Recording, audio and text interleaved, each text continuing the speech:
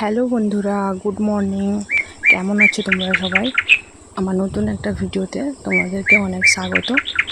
আমি ভালো আছি, তোমরা কেমন আছো? এত গরম, খুব রোদ উঠেছে। এই সকাল সকাল দেখো 6:30 কি 7টা বাজেনি, তার মধ্যেই এত রোদ, মানে কেউ তাকাতেও পারছে না সূর্যের দিকে, এত রোদ বেরিয়েছে। আমি তো এই 7টার দিকে উঠে পড়েছি। তোমরা হয়তো ভাবছো যে আমি 7টায় উঠলাম এত দেরি করে, আসলে কি জানো তো, এত গরম, রাতে ঘুমানো যায় না। ভোরের দিকে একটু ঘুমটা ভালো হয়, এই জন্য একটু দেরি করে উঠি। এই দেখো আমার মেয়েও এক্ষুনি উঠেছে, উঠে বায়না করা শুরু করে দিয়েছে, এটা নিবে ওটা নিবে খেলবে। আর আমি তাকে বলছি যে ব্রাশ করতে হবে। ব্রাশ করার কথা বললেই তো আর রক্ষা নেই, কান্নাকাটি শুরু। ব্রাশ করতে চায় না, কেন জানি না। তার ব্রাশ করতে হলে কষ্ট, কি দাঁতে লাগে কে জানে, এই জন্য ব্রাশ করবে না, তাই জোর করে ব্রাশ করাতে হয়। এই নিয়ে কতক্ষণ যে কেটে গেল মেয়ের সঙ্গে, তোরা দেখতেই পাবে যে কি করছে না করছে ওর সঙ্গে। সারাক্ষণ ওকেই নিয়ে সময় কেটে যায়। ছেলে তো উঠে পড়ে টিউশন চলে যায়, খেয়ে দিয়ে টিউশন চলে যায়, তাকে বলতে হয় না কোনো কিছু। আর বড় হয়ে গেছে তাই জন্য তাকে কিছু বলতে হয় না। এই বাচ্চা, একে বলতে হয় বারবার ব্রাশ করো ব্রাশ করো, ব্রাশ করতে চায় না।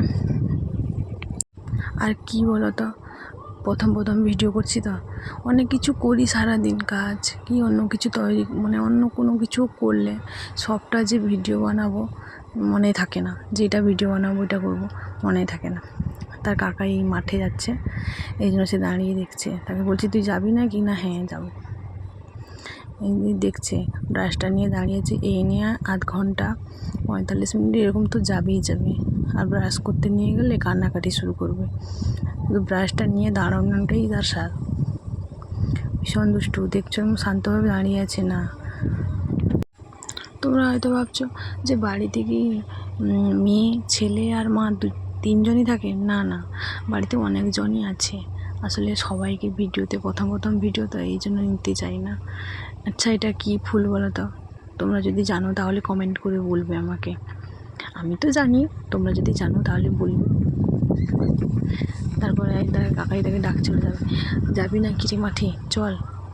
তারপর আমি চলে এলাম, যখন ব্রাশ করলো না, যাই একটু রান্নার জন্য সবজি টবজি কাটবো, কাটতেও দিল না। তোমরা তো দেখতে পেলে আমাদের বাগানে না কুমড়োটা হয়েছে, তাও আবার আর কিছু মানে টুকটাক কিছু হয়েছে, মানে সেরকম কিছু লাগানো হয় না।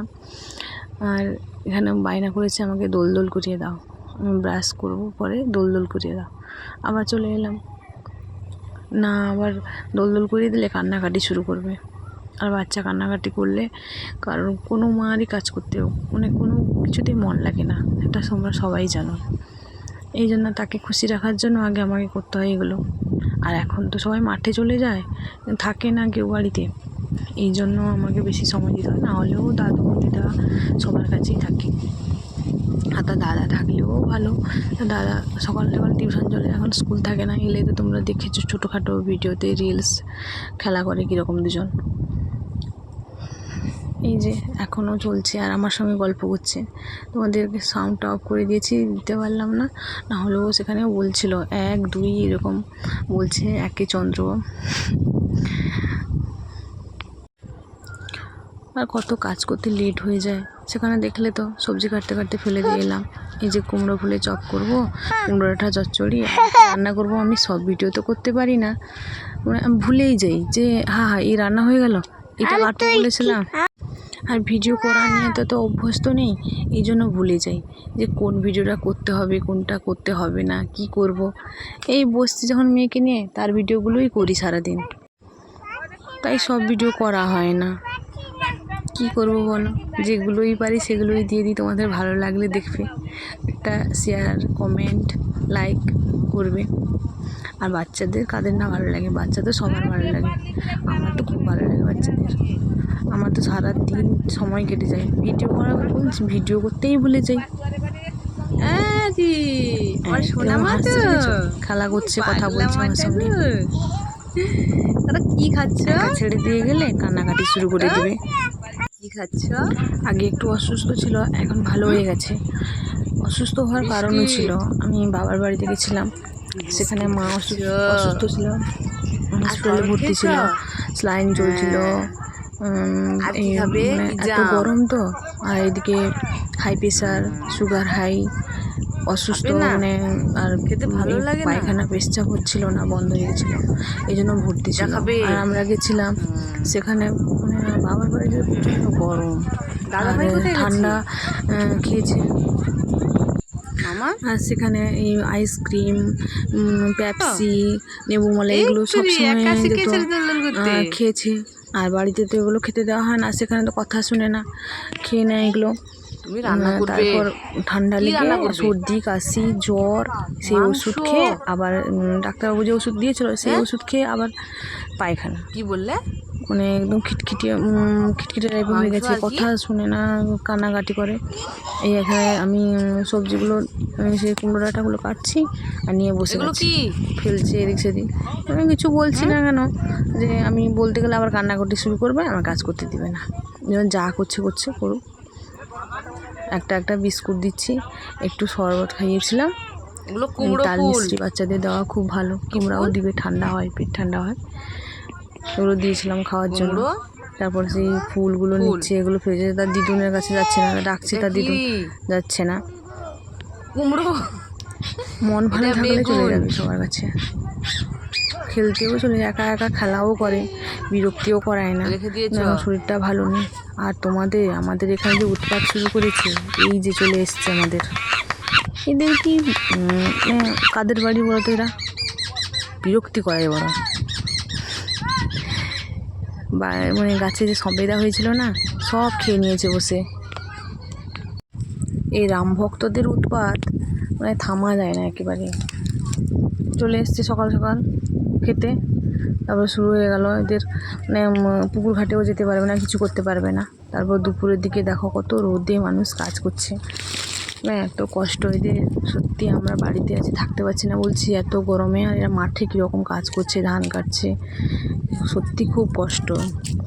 মানে আমাদের তো মানে 1 মিনিট রোদে বেরোলে মনে হয় যেন মুখ টুক পুড়ে যাচ্ছে, গা জ্বলে যাচ্ছে। আর এরা ঘন্টার পর ঘন্টা কীরকম যে মাঠে কাজ করে, মানে সত্যি এদের কষ্টের তুলনা হয় না। কত রোদ দাঁড়িয়ে আছে মাঠে, এই গাড়ি এলো, ধান কাটলো, আবার এখানে ঢেলে দিয়ে চলে যাবে আবার। তোমরাও মাঠে যাও যদি, তাহলে বলবে। আমাদের যাই না, সত্যি মানে যেতে পারবো না, মানে সহ্য করতে পারি না এত রোদ, মানে কষ্ট আর কি। বাইরে বেরোলেই কষ্ট, আর মাঠে যাবে।